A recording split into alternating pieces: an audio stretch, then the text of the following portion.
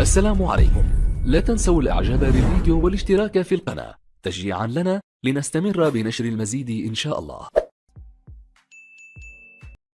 نهاية مسيرة نيمار، تسريب خطير من داخل إحدى حفلاته بعد الإصابة، وصديقته تنقلب عليه بتصريح مدون. من المؤلم جدا أن نشهد بأم العين على نهاية مسيرة لاعب كان في يوم ما أحد أهم اللاعبين في العالم، فكيف إذا كان هذا اللاعب ما هو إلا نيمار جونيور، الرجل الذي كان يتوقع له أن يكون خليفة كريستيانو رونالدو وليونيل ميسي؟ يا للأسف، فقد وقع هذا اللاعب ضحية عقليته الطفولية وآثر حياة اللهو على الاحترافية، وسار على خطى بشعة ستحرمنا من موهبته إلى الأبد. يوما تلو الآخر يتكشف لنا جانب مظلم من حياته، إما عبر خياناته المتعددة لصديقته ووالدة طفلته، أو من خلال الرسائل التي يرسلها للفتيات عبر إنستغرام. لكن ما صدر مؤخرا جعل الإعلام والمقربين منه على حد سواء يصفونه بالمجنون والكاذب الذي يرمي بمسيرته إلى التهلكة غير آبه بمستقبله. وعلى ما يبدو أن أيام نيمار في الملاعب باتت معدودة جدا.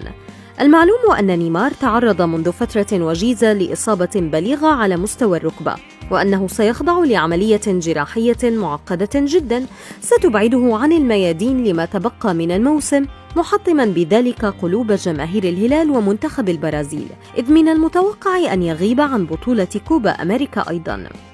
تبخرت الكثير من التطلعات والأحلام بهذه الإصابة التي تحتاج لعناية كبيرة من صاحبها، وأن يلتزم بنظام حياة هادئ وقاس من أجل التعافي. لكن يبدو أن اللاعب لا يأبه أبدا لكل ذلك، بل إنه في تيار مضاد تماما لمجرى الأمور. فما بدر منه ينذرنا بأن نيمار انتهى بشكل نهائي، لأنه قرر الابتعاد عن الأخلاق الرياضية الاحترافية والسير في طريق اللامبالاة، وذلك بإقامته حفلا صاخبا في منزله الفاخر في منطقة مانغاراتيبا التي تبعد عن ريو دي جانيرو بحوالي 85 كيلومترا. حضر الحفل العديد من المقربين والأصدقاء، إضافة إلى بعض المشاهير وعارضات الأزياء، في أجواء احتفالية كبيرة تحمل العديد من الرسائل السلبية بالنظر لتوقيتها الذي عقب مباشرة انتكاسته. وقد فرض اللاعب عدة قيود على الحاضرين، إذ منع التقاط الصور أو نشر أي مقاطع فيديو على وسائل التواصل الاجتماعي، حتى إن رجال موظفي الأمن الخاصين به قاموا بمصادرة الهواتف المحمولة للضيوف لحظة وصولهم، ولم يتم إعادتها إليهم إلا عند المغادرة من أجل منع أي نوع من التسريبات. لكن مجرد انتشار خبر إقامة حدث مماثل كان لمفرده كالقنبلة.